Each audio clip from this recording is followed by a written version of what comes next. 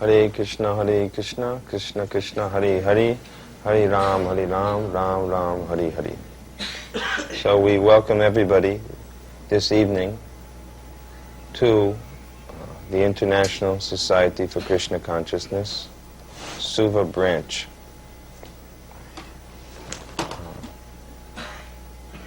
About 2 weeks ago, I arrived in the Nandi airport and stayed for a week in the Lotaka area.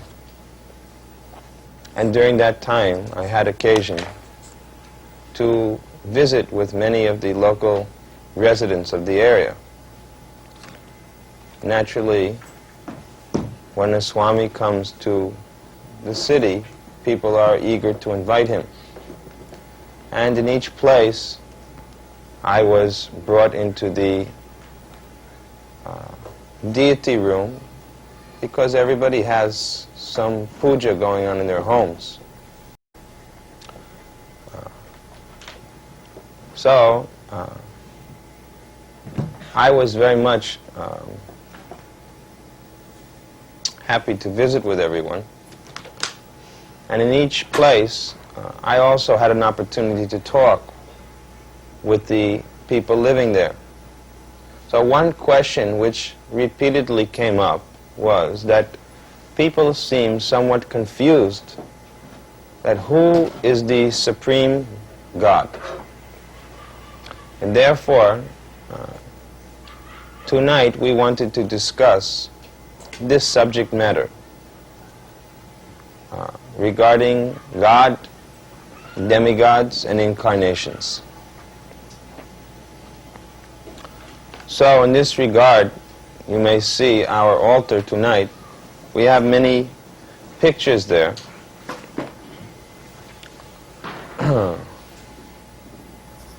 These personalities who are exhibited on our altar this evening are perhaps most often seen in people's homes. So we wanted to discuss a little bit with everyone here what is their idea about who is the Supreme? Who is the Supreme Lord? Some people say one particular God, another people say another, some of them say everyone. So we will be asking now a few of you. So you kindly tell us what is your idea of who is supreme and what is your reason. And then we will try to understand from the Shastra what the actual facts are. So I can ask a few people. Somebody can volunteer. Yes? Well, from the pictures I can see, I think it's Lord Jesus. So what would be your reason for selecting Lord Jesus? Well, he's the Son of God. He's the Son of God.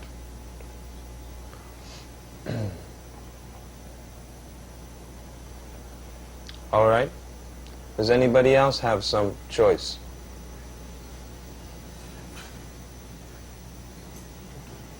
Who else? Wait, yes, sir? You can, this gentleman in the checkered shirt, you could give us your opinion, please. Take the microphone. What is your name, sir? Amrit Lal. Amrit Lal.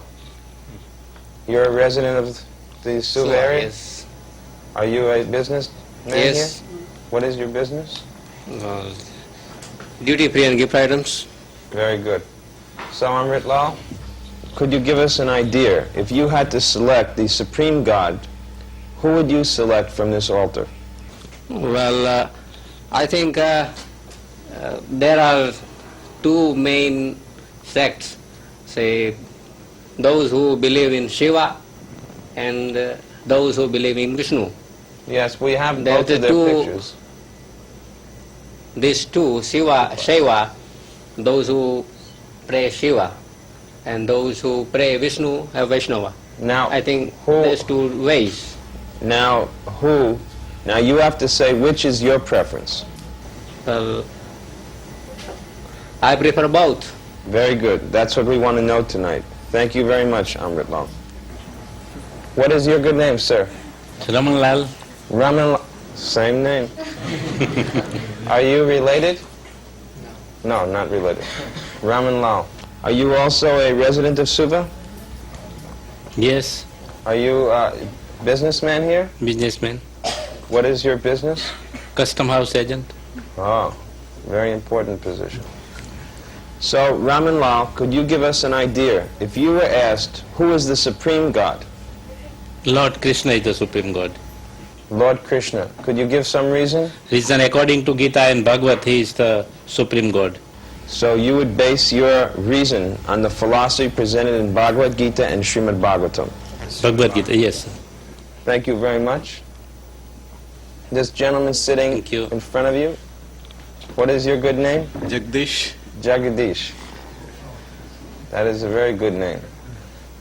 Lord of the universe. Jagadish means Lord of the universe. We usually, if we give someone the name Jagadish, we say Jagadish Das. But anyway, Jagadish, if you had to, are you a resident here, Suva area? Yes, sir. Very good. Are you a businessman here? Yeah. What is your business? Well, little bit of wholesale. Wholesale? Yeah.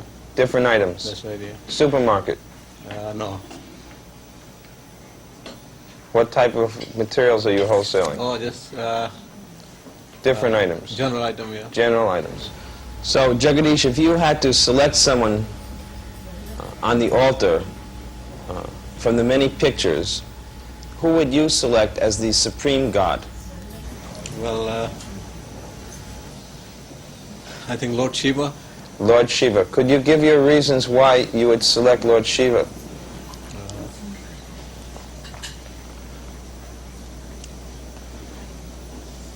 No particular reason, but I have heard that Lord Shiva is the most kind. Very merciful. Easily pleased. Have you been worshipping Lord Shiva for a long time? No, sir. Then how are you sure that he's the most merciful? Well, I have heard of. You've heard. Yes. Word of mouth. All right. That's good. Then, all right. If you had to select from these pictures who is God, who would you choose? I love all of them, but I know the Lord Krishna and Rama and Vishnu is the Supreme God. You respect and love them all, but of the three, of all of them, you select three as Supreme God. Yes. Lord Rama, Lord Vishnu, and Lord Krishna. Krishna, yes. All right. Then, just what is your good name, sir? Nagin. So, Nagin, judging at all of the pictures on this altar, if you had to select a supreme God from amongst them, would you want to select any one in particular, or more than one, or all of them? Which would you do? Well, it is a little difficult to say that something is supreme or the other is supreme, but exactly I would not be able to say who is supreme. Difficult to say. That's all right. That is also an answer. Just like when you take these tests, you'll be asked to select choice A, B, C, and there's choice D, which is none of these, or none of the above. You'll find that in the Shastra, there are discussions between the guru and the disciple. And sometimes the disciple will say, I'm not sure. So that's also a genuine answer. Sir, could you give us your good name? Hasmukh is my name. All right. Hashmukh, are you a resident of Suva? Here I am. And are you having any business here? Here I am in import and export trade. Very good. So, Hashmukh, if you had to select who is God from all of these pictures on the altar, who would you select? Brahma, I would say. You would say Brahma. Brahma, Vishnu, and Mahesh. You'll say all three. One Yeah. or three? Brahma is one. You'll take Brahma. Yeah. All right. Yes, there is a picture of Brahma there. He's shown on the top left hand. Would you like to give a reason for that? He is the creator of the universe. Because he's the creator of the universe. All right, Hashmukh. Thank you very much. The lady there, yes?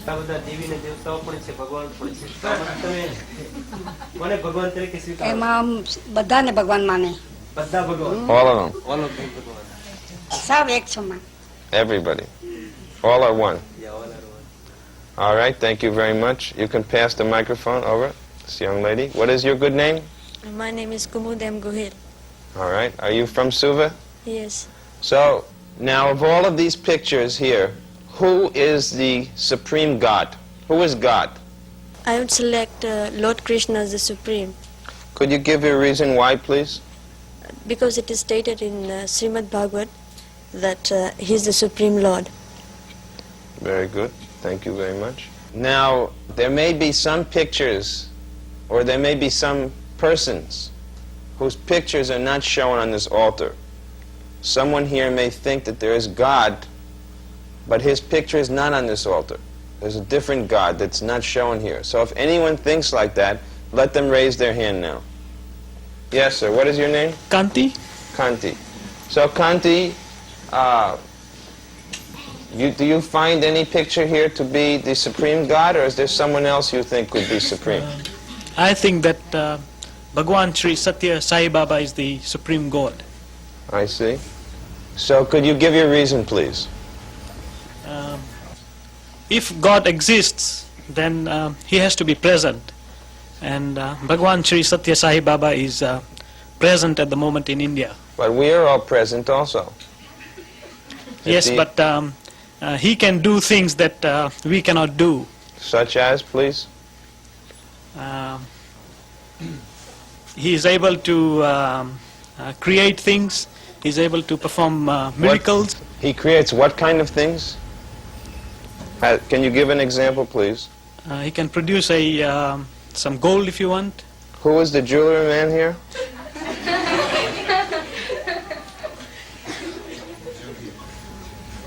You have a jewelry shop? Do you have any gold in your shop? So, is he God? No, he is not God, but he only works on gold, but Sai Baba can produce gold. But the result is the same. Both of them have gold, correct?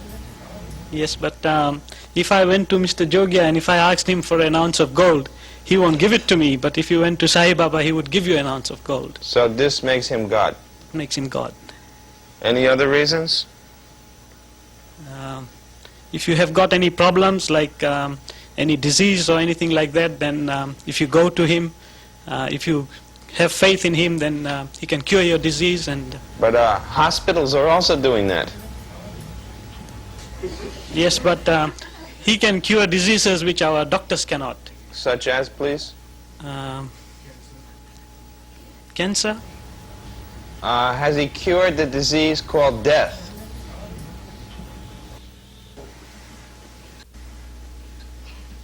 I don't know. I don't think he has had the opportunity to do so. What do you mean he hasn't had the opportunity? People are dying all the time. Why doesn't he stop people from dying? If he says he's God, he can do that. So some of his devotees are dying? I think so. But none of them have requested that you make me alive again. If somebody did that, then he might be able to make him alive. I see. Does he say he is God? I think he says he's God. All right, thank you. Is there anybody else who thinks that some other person besides those here are God? Who would you select? There are many people in Fiji who believe that Guru Maharaj is God because he can produce light. Light or life? Light, L-I-G-H-T. But the electricity board is also doing that. But, yeah, So yeah. why aren't they God? Well, this is what many people in Fiji believe. Does he produce as much light as the sun? Perhaps not. And in the city where he lives, does it ever get nighttime? Oh yeah. But he can produce light even in the night, so they believe. I see. All right, thank you very much. Tonight we have taken a survey poll to try to understand who is the supreme. And we have many pictures before us, and we have to try to understand then who is the Supreme. So I shall try to shed some light in this regard. The first picture that we see is the picture of Lord Shiva. Lord Shiva is described as in the Brahma Samhita, Shiram yata dadivikara vishesha yogat sanjayate nahitata pritagasti heto yasambhutam apitata samupaiti karyat govindam adi purusham tamaham bhajami. This prayer was originally recited by Lord Brahma. Lord Brahma is mentioned as one of the 12 Mahajans. The Mahajans are the great authorities of each universe. And Lord Brahma is, of course, the first authority, because Tenhe Brahma Hridaya Adi Kavaye. Lord Brahma was instructed from within the heart all Vedic knowledge, because he is the first personality within this universe. And it is from Lord Brahma that we find Lord Shiva taking his birth. As you probably know, Lord Shiva is called Rudra. One of his names is Rudra, because being angry, from between the eyebrows of Lord Brahma, Lord Shiva took his birth. So this verse from the Brahma Samhita describes that just as milk is transformed by acid into curd, in the same way, although it is transformed into curd, it is both milk, and yet it does not act like milk, because milk and dahi are two different substances. In the same way, for the purpose of destroying the universe, Lord Krishna, Govinda, transforms himself into Lord Shiva. So, from the authority of Brahma Samhita, Lord Brahma gives us information that Lord Shiva is known as Gunavatar. There are 3 gunas: Tamagun, Rajagun, and Satagun. So Lord Shiva is in charge of this Tamagun, and his specific purpose is that he is responsible, among other things, for the destruction of this universe. However, we find very often, you will see, that Lord Shiva himself is chanting on Japamala. So, from this we have to understand that Lord Shiva is a devotee of someone. Otherwise, why he's chanting on Japamala? So, we'll find from Srimad Bhagavatam that Lord Shiva is actually worshipping Shankarshan, the Supreme Personality of Godhead.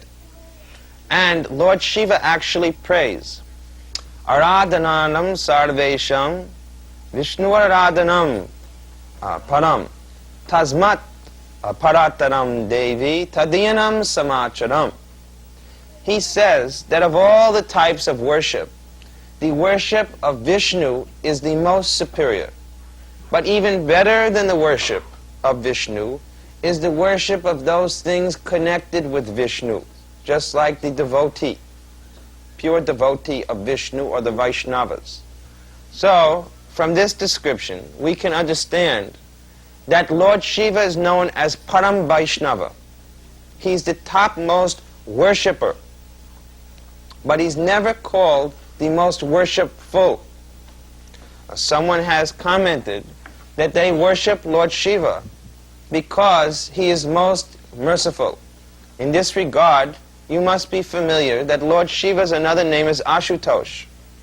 because he is very easily pleased, but at the same time he can also be very easily angered.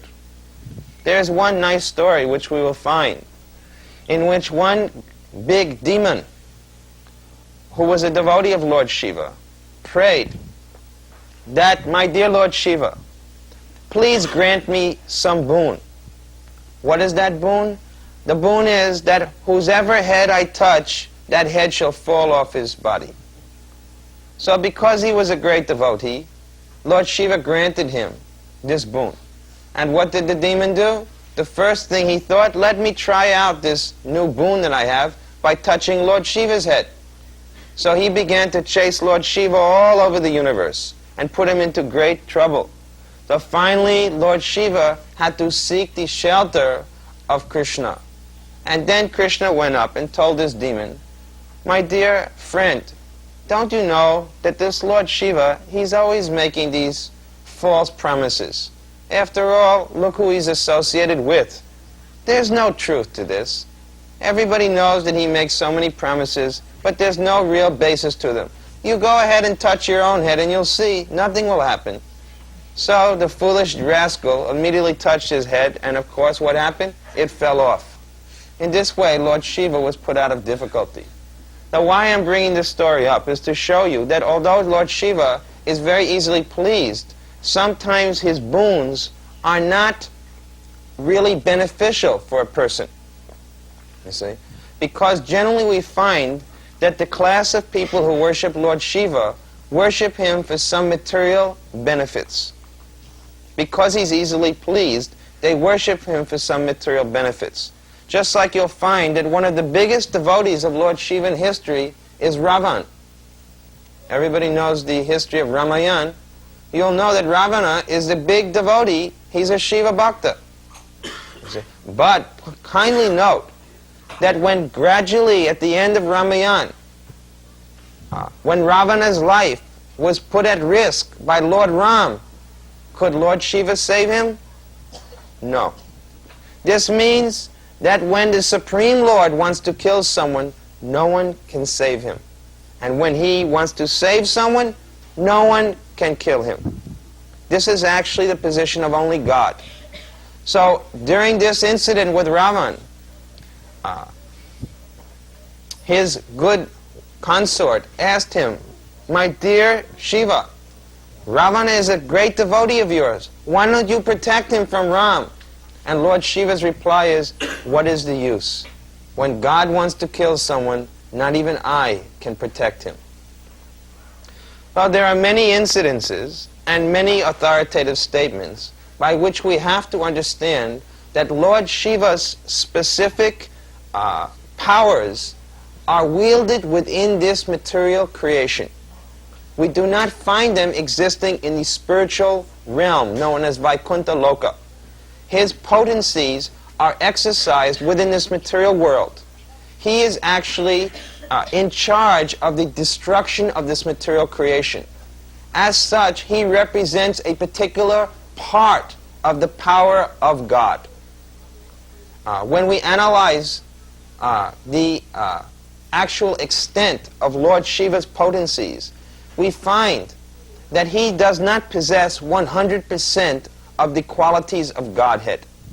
There are 50 qualities which all living entities possess in a minute degree as part of the qualities of God.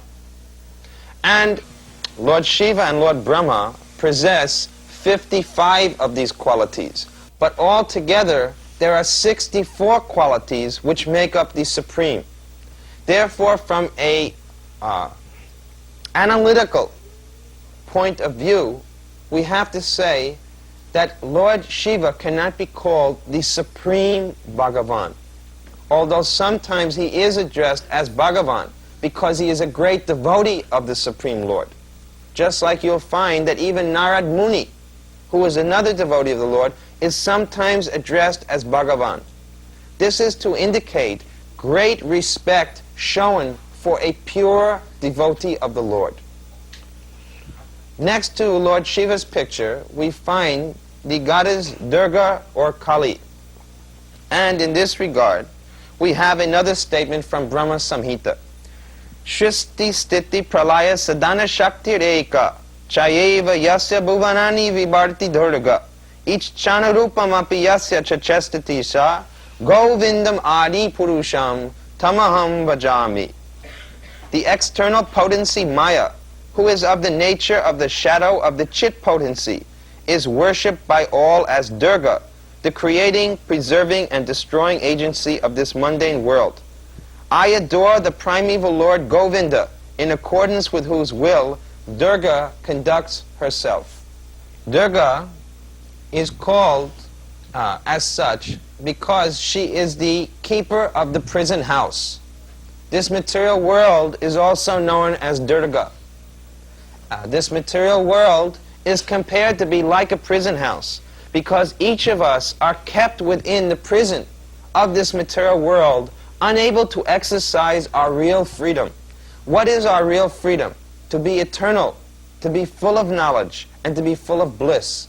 But here in this material world, we're forced to take repeated birth and death, suffering so many difficulties. These difficulties are stated as Adhyatmic, Adhivaitik, and Adidevic. Adhyatmic miseries means the miseries caused by the body and the mind. Adhivaitik, this misery, means miseries caused by other living entities. And Adidevic miseries are miseries caused by natural disturbances, like too much drought or too much water. So all of us who live within this conditioned world are suffering these difficulties, and this is therefore called Durga, or the material prison house. This Durga, or material prison house, is under the control of Durga Devi, or Goddess Kali. She is the material potency of the Lord. Maya dyakshena prakriti suyate sa charachanam hetunanena konteya jagat viparivartate. This material energy, known as Maya, or Durga, is creating all of the material bodies which exist within this world. But this material potency is working under my control, Krishna says. There are many such statements. Daivihi eshagunamahi mamamaya daratyaya mameva ye prapadyante mayamitam tarantite. This material nature, Maya, or prison house, is very difficult to get free from. But one who surrenders unto me, Krishna says, can easily cross beyond it. So actually, this Durga, Goddess Durga, Kali, she is like the mother of the universe, and therefore she is worshipped by some as supreme. But we should always understand that although a mother gives birth to a child, it is the father who has to plant the seed in the mother before the child can be born. Therefore we here have the statement, Bijamam sarva bhutanam, and later on, Aham bija pratapita. So we find in Bhagavad Gita, Krishna says that I am the seed-giving father of all living entities. So although Durga is the mother of this entire creation and the mother of all the living entities throughout the universe, she's the original mother. The original seed-giving father is Krishna. Therefore, it is not the mother ultimately who is responsible for the birth, but it is the father who plants the seed. So, from this we should understand that even Goddess Kali or Durga is not free on her own. She also has to take instruction. She is also serving someone. You'll find that she cannot enter into the transcendental realm, but she has to stand from the outside looking in the spiritual world, because her realm of jurisdiction is only within this material world. Actually, she's a great devotee of the Lord, but she has a very thankless task. Just like the prison house keeper, no one really likes him, but actually he's a very good servant of the state. So she is the dearmost servant of God, but she has a very thankless task. She has to keep the living entities within this material world. However, for one who surrenders unto the Supreme Lord Krishna, very easily, Mayamitam tarantite, very easily, Goddess Kali or Durga will help this person to get out of the material world. That means that Maya has two forms, Yoga Maya and Maha Maya. This Yogamaya means the internal potency, spiritual potency of the Lord, which serves the devotee. And the Mahamaya is the external manifestation of Yogamaya, which keeps us within this material world. Naham prakasha sarvasya Yogamaya samabrita mudoyam nabijananti lokamam ajamaviyam. Krishna states that for those who are too materially attached, he covers them by this Yogamaya covering, so that they cannot understand his supreme position. To the right, we can see the next picture is Lakshmi, the goddess of fortune. Many people worship Lakshmi Devi because they hope to get great wealth. Lakshmi, of course, is also known as Chanchala, because she moves around very quickly. Therefore, we find that although people worship Lakshmi, how long they can stay wealthy for? As it is said, you come into this world naked, and you have to leave naked, without anything. So although you may be a very good devotee of Lakshmi, how long she can help you? As soon as you give up this body, you lose your big bank account. You lose your big house. You lose everything. So actually, Lakshmi is Chanchala. She will not stay with anyone unless they know this secret, that Lakshmi is controlled by one person. Who is that one person? His name is Lakshminath, the Lord of Lakshmi. And that personality is Narayan.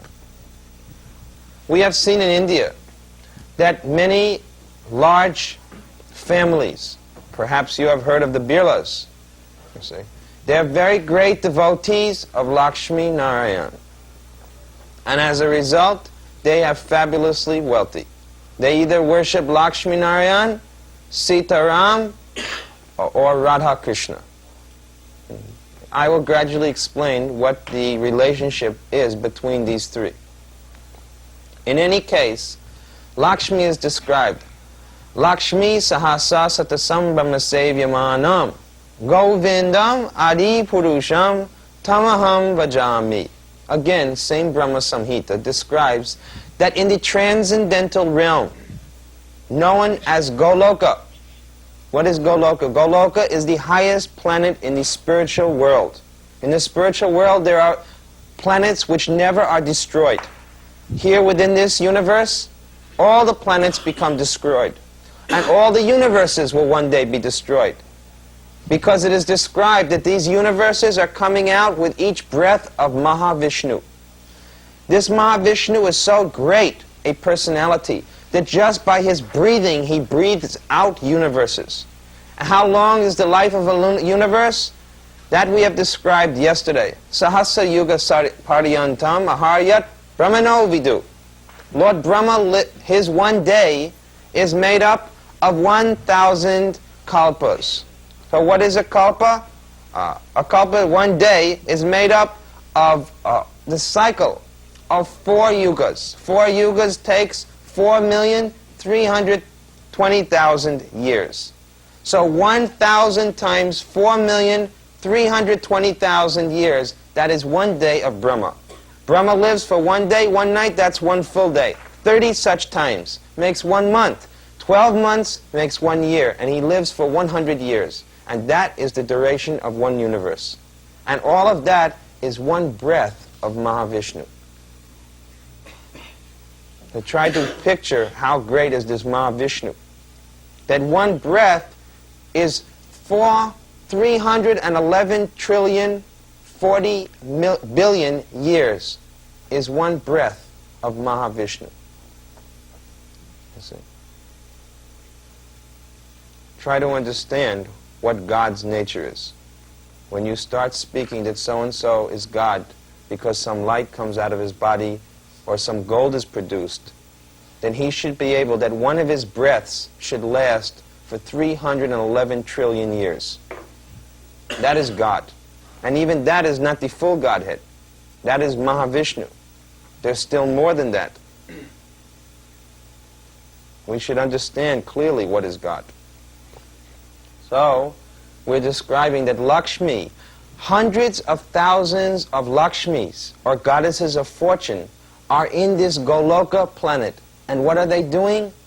They're Govindam Adi Purusham Tamaham Bhajami. They're all worshipping Govinda. So Lakshmi cannot be considered the supreme, but she is the consort of the supreme. That is the point. The Supreme Lord is always seen with his energy. Energy, Purusha, and Prakriti. So Lakshmi is the supreme energy of the Lord. But energy has to have an energetic source. Just like light doesn't come of its own. Light has a source, the powerhouse. So similarly, Lakshmi has a source, and that source is the Supreme Lord. Govindam Adi Purusham Tamaham Bhajami. So one who wants to satisfy Lakshmi simply has to satisfy her master. If therefore you satisfy her master, she becomes very pleased. You know perhaps that Lakshmi is always residing on the chest of Narayan. I think you may know that. She never leaves Narayan's chest. But anyone who simply worships her without Narayan, that is the business of Ravan. Why do I say that? Because Ravana, he stole away Sita Devi. Sita Devi is another form of Lakshmi, the goddess of fortune. So Ravana, he wanted to enjoy Sita without Ram. And what was the result for Ravan? He got killed by Ram. Anyone, therefore, who tries to enjoy Lakshmi without Narayan, he will one day end in death, just like Ravana. So our business has to be like Hanuman. What is Hanuman's duty? Hanuman's business is to bring Sita back to Ram. Therefore, our duty should be that whatever wealth we're making, whatever we need for our family, you may use. But all excess should be offered at the lotus feet of Lord Narayan, or Lord Krishna, or Lord Ram. Then automatically, Lakshmi becomes very, very pleased. So this is Lakshmi Devi. Next to Lakshmi, you'll see the elephant god, Ganesh, who also many people worship. In this regard, we may also hear from Brahma Samhita, Yat pada palava yugam vinidaiva kumbha dvande pranama samaye saganadi raja vignan vihanta malamasya jagatrayasya govindam adi purusham tamaham bhajami. The translation is, I adore the primeval Lord Govinda, whose lotus feet are always held by Ganesh upon the pair of tumalai protruding from his elephant head, in order to obtain power for his function of destroying all obstacles on the path of progress of the three worlds. Therefore, you'll find that over many doors, people keep the picture of Ganesh, because this means that anyone who enters through the door should get auspiciousness. But here we find in Brahma Samhita that Lord Ganesh, who has this two tumalai protruding from his head, he keeps Govinda or Krishna's lotus feet resting upon this tumalai. You may not see that in the picture, but this is the verse from Brahma Samhita. Let us understand that these artists are not always fully realized. Many times they're painting so many concocted things. But the actual statement is by hearing. You see? Shastra Chaksu. What does Shastra Chaksu mean? It means you have to see, not with these eyes, but with the eyes of Shastra. We have to hear. Hearing is more important than seeing. At night time when you're lying in bed and a thief comes into your house to steal something, will you see him? No, but you may hear him. You may hear him. That may save you. If he bunks something and makes a sound, you may wake up and save yourself. So hearing is given more stress. Krishna says in Gita, Tachnu, hear from me. He doesn't say see me, because a great personality is not to be seen, he's to be heard. Some magical display producing something out of the air, this is not the proof of God. God has to be first of all heard. Let someone speak Bhagavad Gita, then we can accept them as God. But simply to steal the words from Bhagavad Gita and pretend that they're spoken by oneself, this is called plagiarism. In the material world, you may know that if you publish a book and someone takes some section of that book and reprints it without your permission, he's subject to being taken to court for libel. It's called plagiarism. So similarly, here is God, Krishna, speaking Bhagavad Gita. And in order to make themselves God, people start to use Krishna's words and say, see, I'm speaking and it means me. This is called plagiarism. Just like Krishna says, Sarvadhamam parityaja mamekam saranam vraja. He said, give up everything and surrender to me.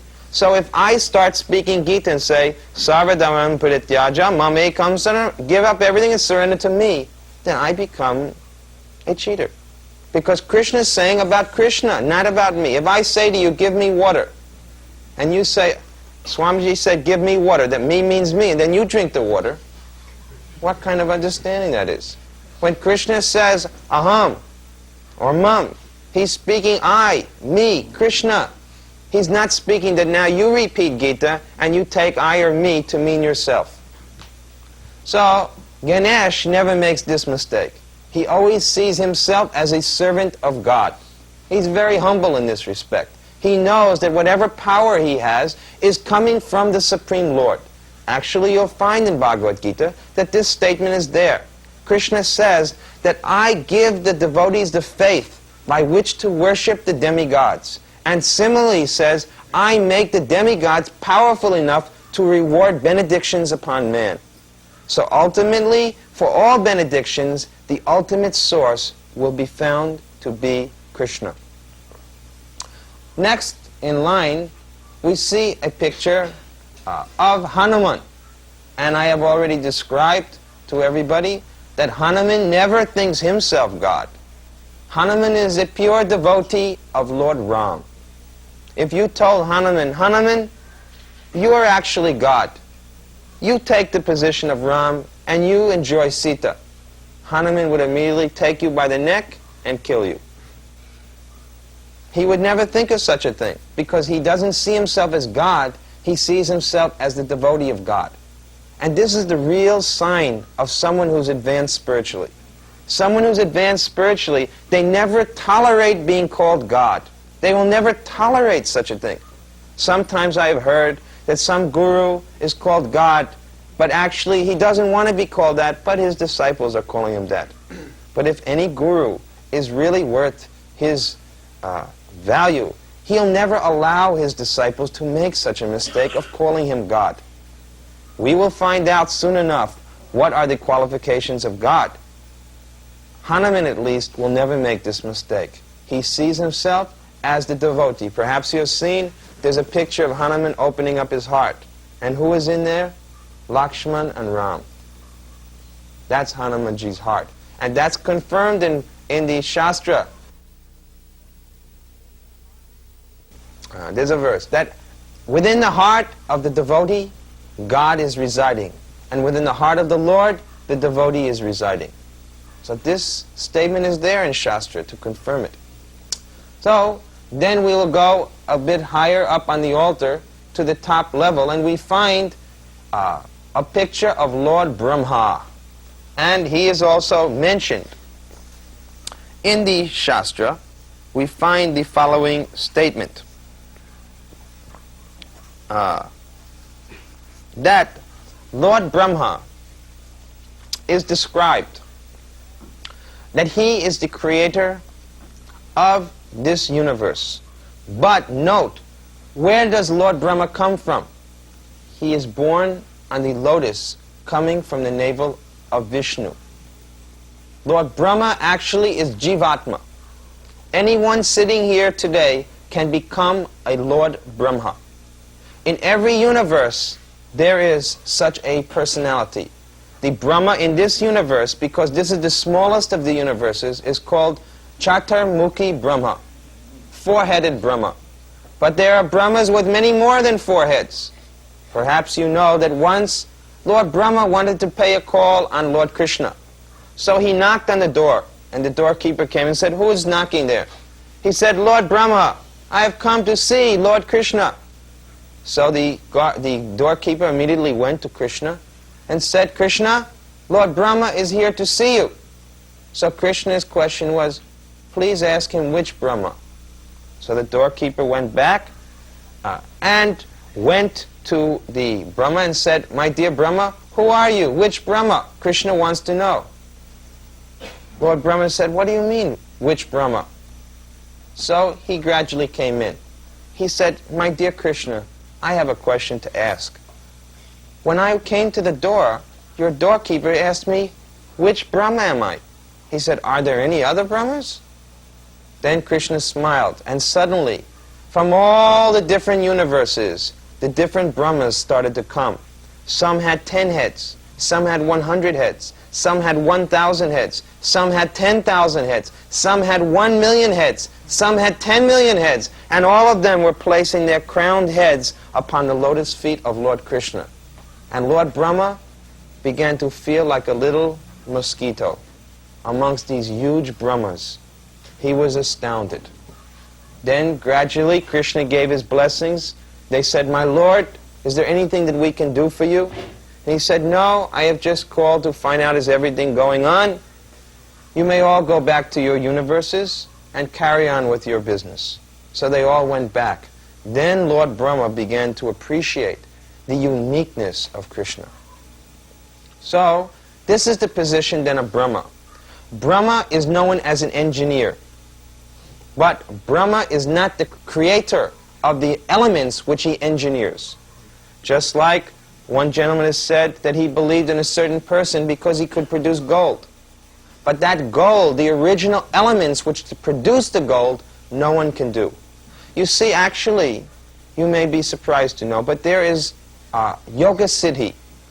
There are 8 different types of Yoga Siddhis, and one of them is called Prapta Siddhi. Prapta Siddhi means that you can acquire anything you want from any particular place at any time. There's another Siddhi. Siddhi means perfection. Another Siddhi is Lagima Siddhi. Lagima Siddhi means that you can travel to the sun by the sun ray. Altogether there's 8 types of Siddhis. One of them is that you can become lighter than the lightest. Another is that you can become able to create an entire universe. Now, you'll find that the airplanes, for example, they have already got this Siddhi of lighter than air. They can float. And there's another Siddhi by which you can penetrate through rock and mountains. The material scientists have already done this. There was one German man who was a very great devotee. He decided to go to India. And when he went there, he wanted to study yoga.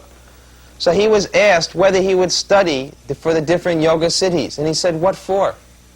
Gradually the scientists are learning all of these. He said, I want to learn what no scientist, no materialist can know. And what is that? I want to learn about God. He said, that I cannot learn from these material yogis. So because someone can have this prapta siddhi, or make something appear in the air, does not make him God. This is a very common siddhi. Nowadays, in this age, there are not many yogis who have this power. But formerly, it was common practice of all the yogis.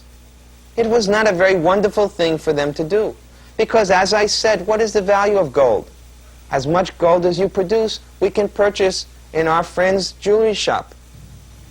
What is the great value of it? Or a disease, it can be cured in a hospital. But let that yogi cure death.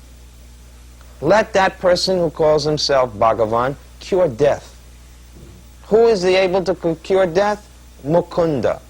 Mukunda means one who gives liberation beyond death. And who is that Mukunda? Krishna. One who surrenders unto Krishna never has to take his birth again in this material world. Janma karma chame divyam yovam beti tattataha takta deham puna janma naiti mameti, so Arjuna. Such a person never has to take his birth again in this material world. One who remembers Krishna at the time of death never has to come back into this material world. This is Krishna's promise. Not simply that he'll cure cancer or leukemia. That is not the disease. That is the symptom of the disease. The disease is this material body. The symptom of the material body is cancer, leukemia, cold, heart attack, so many different symptoms. But what's the disease? You have a body that can get sick. And who can give spiritual life? Who can give spiritual body? That only Krishna can do. Only Krishna can do that. So we should not pray to someone because they manifest some yogic siddhis. This does not show that a person is God. It shows that they're a yogi. But Krishna is known as Yogeshwara. He's the supreme yogi. Yogi namapi sarveshan mat gaten antaratmana. He's the supreme of all yogis. So we were describing Brahma. I think that I have quoted many verses from Brahma Samhita, but Brahma always prays Govindam Adi Purusham Tamaham Bhajami. Lord Brahma himself, even he cannot award Amara or deathlessness. Another big demon, Hiranyakasipu. Have you heard his name? Those of you who heard his name? He's the father of Prahlad Maharaj. So he was a big Rakshasa. He prayed to Brahma, give me life when I will never have to die. And what is Brahma's answer? My dear sir, even I have to die. So how can someone say that Brahma is the supreme? The supreme is eternal. He never dies. Therefore, Lord Brahma cannot be called the supreme. Lord Brahma is only the creator or engineer of this universe. The actual creator is not Brahma. Just like I may give you gold, and from that gold you may make jewelry. So you are engineering something, but you're not creating the element gold. If someone says they can produce gold, why do they only produce a little quantity? Let them produce a gold mine from which we can take out of the vein hundreds and millions of dollars worth of gold. Then we can start to believe that this person is God. Why a little gold trinket? I can buy it in his shop. Let someone create 100 million tons of gold, or say 1,000 pounds of gold. That's reasonable. 1 to 10,000 pounds of gold. Then we may begin to accept him as God. I mean, that's got some value. Otherwise, any jeweler can produce some gold also. He may bring it out of the air, or he may bring it out of his shelf, but anyway, he's producing it. Let us not accept God so cheaply. Certainly Brahma himself never declares himself to be Bhagavan. You'll never find Brahma called Bhagavan. In fact, there's an interesting story in the Srimad Bhagavatam. Lord Brahma's son is known as Narad Muni. He happens to be the son of Brahma. And he once said to the Lord, my dear Brahma, I see that all of the different demigods are paying homage to you. Are you the supreme? He said, but sometimes I see that you're also praying. Please tell me who is the supreme. Then Brahma spoke the Srimad Bhagavatam and explained the science of devotion to Krishna, telling Narad that actually I'm not the supreme, but Lord Krishna is. Our line of parampara, or disciplic succession, comes through Lord Brahma. Krishna is the beginning of that line. And the first to hear it is Brahma, and then Narad, and from Narad to Vyasadeva. And so our teaching has come down. Next to Lord Brahma, we see the picture of Vishnu. But as I have described, Vishnu is the father of Brahma. Brahma is born on the navel of Vishnu. But this Vishnu is also not the full supreme, because Vishnu's business is the creation of the material world. Vishnu is the creator of the entire cosmic situation. There are three Vishnus. First, Mahavishnu. Mahavishnu, from his breathing comes millions of universes. That I have told you about. And then the next is Garbhodakshayi Vishnu. Within each universe, one Vishnu comes. And from his navel comes Brahma. And then within every living entity's heart, Paramatma. Shirodakshayi Vishnu. These are the three Vishnus. But each one of them functions within the material creation. Paramatma is the Lord of the heart. Garbhodakshayi Vishnu is the Lord of one universe. And Karanadakshayi Vishnu, or Mahavishnu, is the Lord of the entire material creation. But all of them are an expansion of Shankarshan. Shankarshan is the four-armed form of the Lord in Vaikuntha. And Shankarshan comes from Balaram. And Balaram is expanded from Krishna. Therefore you'll find in the Srimad Bhagavatam the statement Ete Changsa Kalaha Pungsha Krishna Stu Bhagavan Sayam. So this Son of God, Jesus Christ, is accepted by us as a pure devotee of the Lord. He's a pure devotee. Every one of us is the Son of God.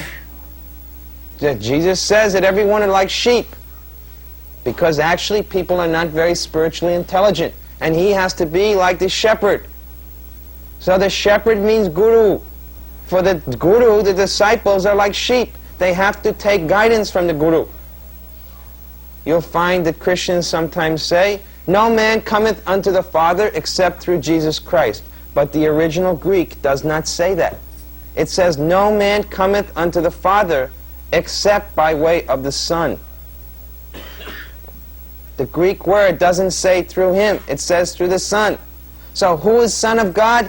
Anyone who follows strictly the order of his Father, he becomes the worthy Son.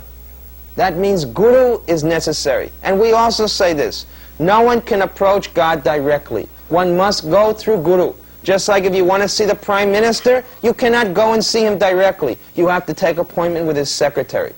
So similarly, if you want to see God, you cannot do so directly. You have to first of all be introduced by his secretary. The Guru is the secretary of God.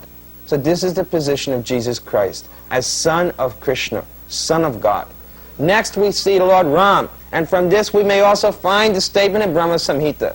Ramadi murtishu kala niyamena tishtam namavataram akarod bhuvaneshu kinto Krishna sayam samabhavat paramapumanyo govindamadi purusham tamaham bhajami. Lord Brahma is worshipping Govinda Krishna, who is the source of all of the different avatars, like Ram, Varaha, and Nrsimha. Lord Ram is known as Avatar, but Krishna is known as Avatari. He is the source of all avatars. Now Lord Ram is considered Vishnu Tattva. Anyone who answered that Lord Vishnu or Lord Ram is supreme, they're correct. They are correct. And if one worships them, he definitely gets liberation beyond this material world. And there is a planet where Lord Ramchandra is, in the spiritual world, and one may go there. But still we should understand from the technical point of view of analyzing, Krishna is Swayam Bhagavan, and Ram is one of his expansions. But anyone who worships can worship Lord Ram perfectly all right. You're worshipping the Supreme Lord. Vishnu, Ram, Narayan, these are Supreme Lord, Supreme Personality of Godhead, Vishnu Tattva. And then, of course, next we find Radha Krishna, who actually I think the greatest number of people answered that Krishna was God. So Krishna says, Mata Partanam Nanyat Kinchirasti Dhananjaya Mai Sarvamidam Protram Sutre Managanaiva. He says there's no truth equal to me and there's nothing superior to me. Everything is resting on me as pearls are strung on a thread. Now who can say that? Who else can make that claim? All of these other demigods don't say that. They're worshipping Govinda. But Govinda is enjoying because he's the supreme bhakta. And in fact, Krishna says that I am the supreme enjoyer. In Bhagavad Gita, he says, anyone who makes an offering to other gods offers without proper understanding, because these offerings are meant for my enjoyment actually. Therefore you'll find, Kamaistaistere Ritagana, Prapadyante Anya Devata. Anyone who worships a demigod, he is doing this out of material desire. This is a statement of Gita. His intelligence is stolen by material desire. Then, Antavatu falantesham tadbhavati alpamedasham deva devo yajo yanti mad bhakti yanti mamapi. Anyone who worships a demigod, he gets temporary and limited results. One who worships the demigod goes to the planet of the demigods. But one who worships me comes to my supreme abode. Krishna is known as the Adidevam. He's the origin of all the demigods. Param Brahma, Param Dhamma, Pavitram Paramam Bhavam, Purusham Shashvatam Divyam, Adidevam Ajam Vibhum. This is Arjuna's statement about Krishna. Aham sarvasya prabhavo mata sarvam pravartate iti vatvavadante mam buddhabhava samanvita. Krishna says, I am the source of everything. From me the entire creation flows. The wise who know this worship me with all their hearts. There are so many unlimited statements. Vedesya sarvera aham eva vedyo vedanta krit veda videva chaham. By all the Vedas, Krishna is to be known as the goal of the Vedas. No other personality, and even no other incarnation of God, has ever exhibited the amazing pastimes which Krishna demonstrated when he came on this planet 5,000 years ago. Even from his birth, it was extraordinary. All the demigods gathered to pray for Krishna's appearance. Krishna was first born as four-armed Narayan, complete with crown and jewels and a full head of hair. At his birth, his father, Vasudev, carried him across the raging river of the Jamuna.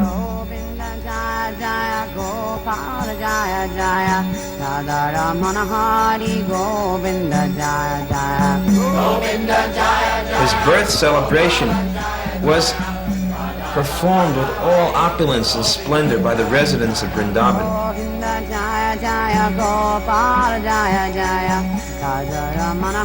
Krishna is known as Makanchor, or one who steals butter. Sometimes he would feed it to the monkeys. And sometimes his mother, Yasoda, would become very angry and begin to chase him for stealing butter. One time she bound him by a mortar, and then Krishna pulled down the twin Yamalarjun trees. When he was only a little baby, Krishna killed a big demoness, Putana, who came to poison him. The whirlwind demon Trinavarta was also killed by Lord Krishna.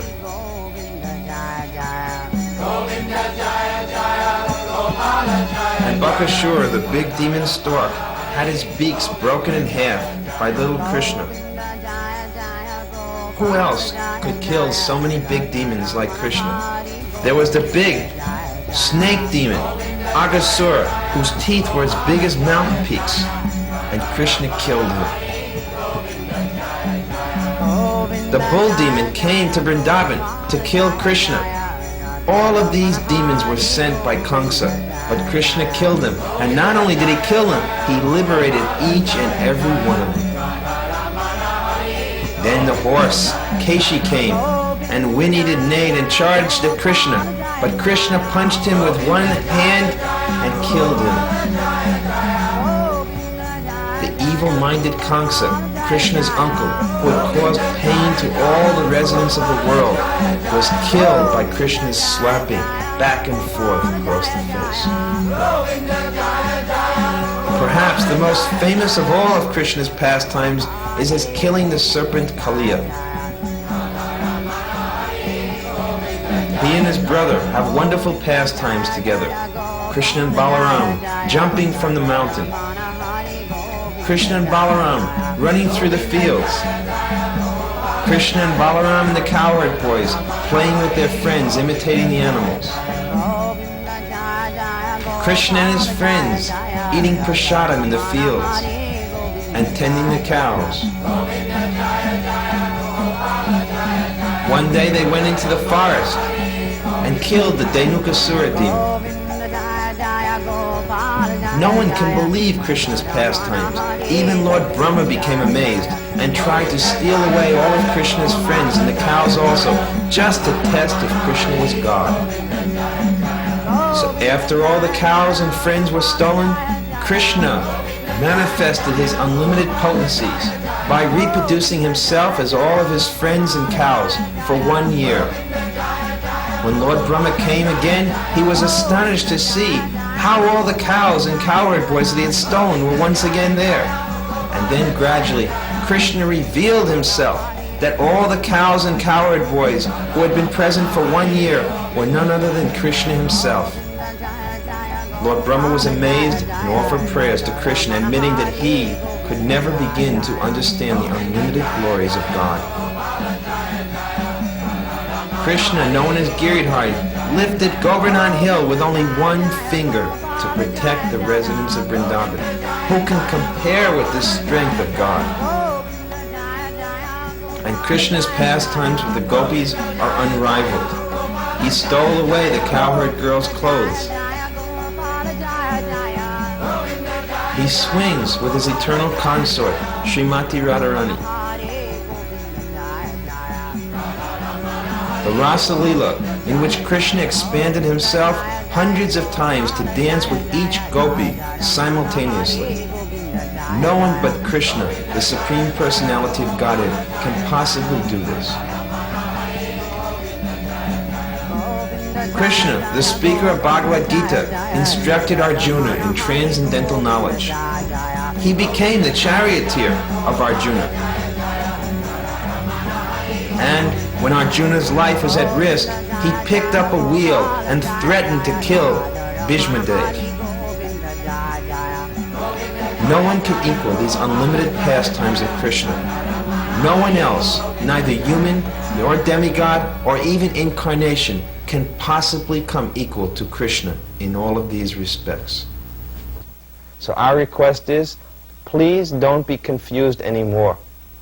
Try to understand that you simply have to worship one Supreme Lord, Krishna. Then automatically everyone else will be satisfied. Just like when you water the root of the tree, all the leaves and all the branches, they get enough water. But if you try to water one leaf or one branch, you're leaving aside other leaves and other branches, and the tree may die. Similarly, if you worship one demigod, you may be neglecting 33 million others, because there are 33 million demigods. So how are you going to satisfy all the demigods? You satisfy the Supreme God, Krishna. Then all the demigods will be satisfied. Just like by pouring water on the root of the tree, all the leaves and all the branches get watered. So the method for pouring water on the root in this day and age is being given by Chaitanya Mahaprabhu. You simply chant Hare Krishna Maha Mantra. Now I give you this promise that I request anyone here that for 1 year you take down all the pictures of the various different gods which you have on your altar and you worship Krishna as the one supreme God. In this 1 year, I guarantee you, you will become more happy than you have ever become in your life. If anyone does this very, very strictly, and what do I mean by worship? I mean chanting Hare Krishna mantra, because in this age, it is described, Hare Nama, Hare Nama, Hare Nama eva kevalam, kalua nasteva, nasteva, nasteva, gatiranyata. In this age, the worship of Krishna is done by the chanting of his holy name. If anyone will take up chanting 16 rounds a day on their japa beads, just like all of these persons have done here, you will become the happiest man sitting in this room.